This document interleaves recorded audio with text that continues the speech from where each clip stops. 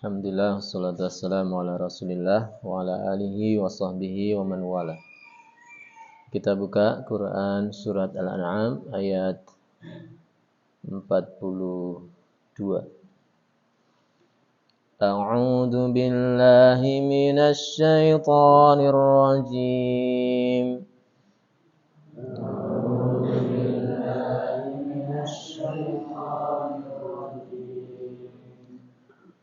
وَلَقَدْ أَرْسَلْنَا إِلَى أُمَمٍ مِّن قَبْلِكَ فَأَخَذْنَاهُم بِالْبَأْسَاءِ وَالضَّرَّاءِ وَلَقَدْ أَرْسَلْنَا إِلَى أُمَمٍ مِّن قَبْلِكَ فَأَخَذْنَاهُم بِالْبَأْسَاءِ وَالضَّرَّاءِ فَأَخَذْنَاهُم بِالْبَأْسَاءِ وَالضَّرَّاءِ لَعَلَّهُمْ يَتَضَرَّعُونَ.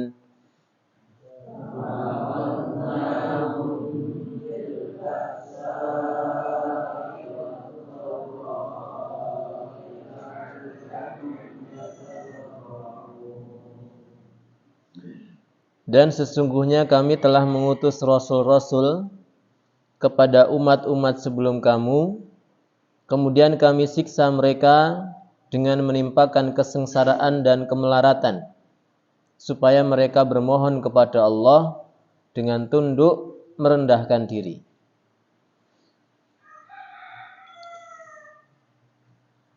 Pada ayat sebelumnya, Allah Subhanahu wa taala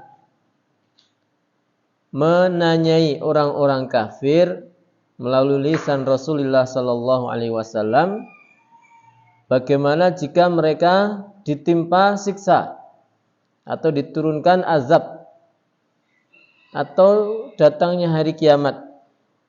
Apa mereka itu masih menyembah atau berdoa kepada sesembahan mereka itu, para sekutu-sekutunya Allah, menurut anggapan mereka?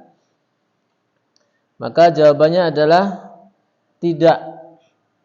Karena tidak mungkin orang-orang kafir, mereka orang-orang musyrikin Mekah, mereka meninggalkan Allah Subhanahu wa taala.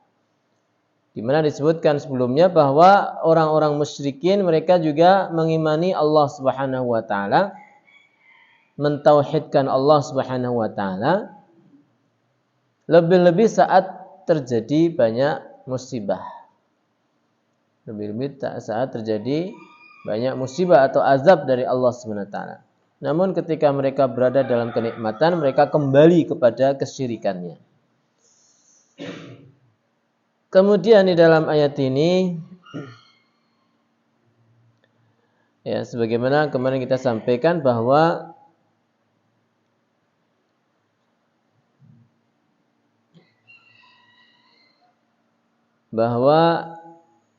orang-orang kafir tatkala mereka berada di atas kapal, yaitu di atas kapal, kemudian mereka berdoa hanya kepada Allah supaya Allah memberikan keselamatan kepada mereka hingga mereka bisa sampai ke daratan. Dan setelah Allah selamatkan, mereka kembali kepada kesyirikannya. Ini juga menjadi pelajaran atau menjadi kesimpulan bahwa Allah Subhanahu wa taala itu juga mengabulkan doa orang-orang kafirin, orang-orang musyrikin. Itu doanya juga dikabulkan oleh Allah. Bukan hanya doanya orang-orang yang beriman. Tapi tentu doa yang dikabulkan adalah doa-doa yang terkait masalah duniawi, ya, masalah duniawi saja. Tapi kalau di akhirat nanti hanya orang-orang beriman saja mereka yang dikabulkan atau diberikan balasan kebaikan dari amal solehnya. Dalam ayat ini Allah SWT menceritakan bahwa sebelumnya dia utus para rasul atau dia kirimkan kepada umat-umat sebelum Nabi Muhammad sallallahu alaihi wasallam para rasul yang menjelaskan tentang kebenaran risalah yang diturunkan dari Allah Subhanahu wa taala. Ya, ini tentu maksudnya adalah bahwa para nabi dan rasul itu sudah begitu banyak di muka bumi ini sebelum Nabi Muhammad sallallahu alaihi wasallam. Ada beberapa mereka yang namanya disebutkan di dalam Al-Qur'an, tapi tidak sedikit di antara mereka namanya yang tidak disebutkan. Di antaranya ada yang kisahnya diceritakan kembali di dalam Quran, tapi ada juga kisah-kisah dari para nabi dan rasul yang tidak diceritakan di dalam Al-Quran. Karena saking banyaknya sehingga tidak mungkin semua diceritakan oleh Allah. Dan ayat ini menerangkan tentang cerita secara umum, ya, bahwa dulu Allah Subhanahu wa taala mengutus para nabi dan rasul kepada umat-umat sebelum Nabi Muhammad, fa akhadnahum bil ba'sa'i wad-dharra. Kemudian kami siksa mereka, maksudnya umat-umat itu ketika mereka tidak mau beriman kepada para nabi itu dengan kesengsaraan dan kemelaratan. Miskin, ya, melarat maksudnya miskin, sengsara dan miskin.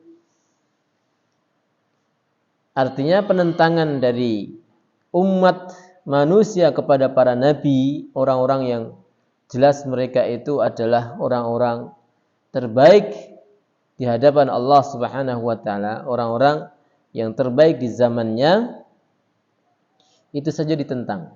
Ya, penentangan saja, bukan hanya kepada Nabi Muhammad, tapi penentangan umat manusia itu juga kepada Nabi Nuh, Nabi Ibrahim, Nabi Musa, Nabi Isa, dan juga nabi-nabi yang lainnya.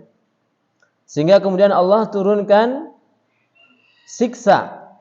Nah, di antara siksa yang Allah turunkan kepada umat yang menentang dakwah para nabi itu adalah dengan kesengsaraan dan kemelaratan. Jadi miskin itu ya termasuk azab, ya. Miskin itu di antaranya di antara azab yang Allah turunkan kepada manusia itu adalah kemiskinan dan kesengsaraan. Susah cari makan, susah cari minum, susah cari rumah, ya. Mengembara dari satu negara ke negara yang lain, nggak punya tempat seperti orang-orang Yahudi. Zaman dahulu mereka tidak bisa menetap, karena mereka kalau menetap di satu tempat pasti buat masalah, pasti buat kerusakan, sehingga mereka itu diazab oleh Allah SWT, berpindah dari satu tempat ke tempat yang lain. Apa itu bahasanya? Nomaden, ya.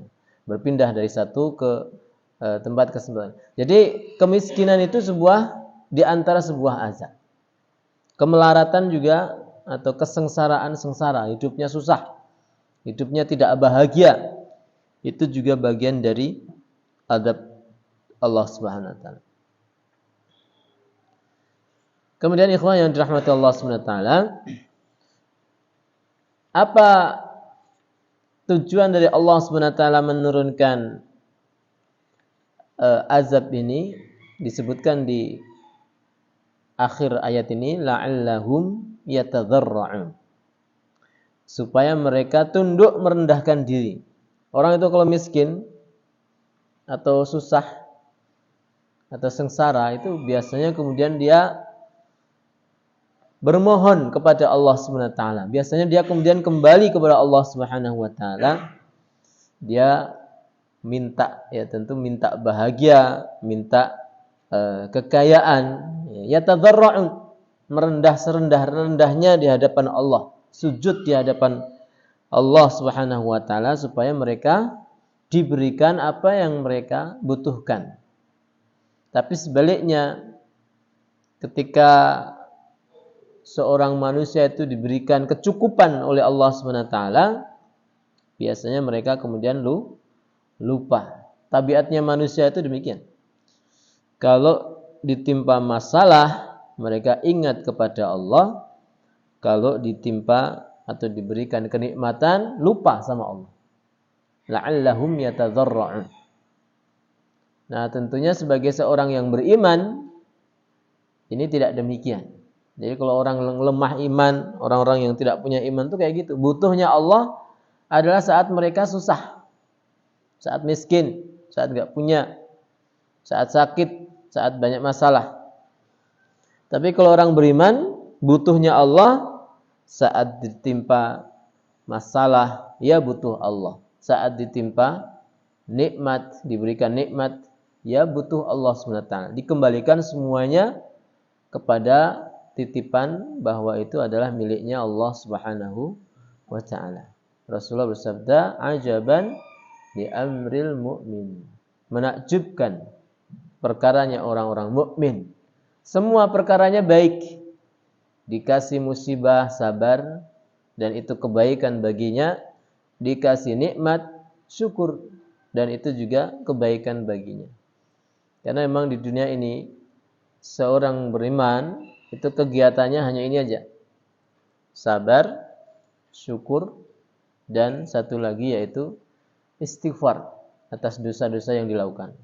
Bersabar saat ada ujian dari Allah. Bersyukur saat ada nikmat dari Allah. Beristighfar saat berbuat salah kepada Allah Subhanahu wa taala.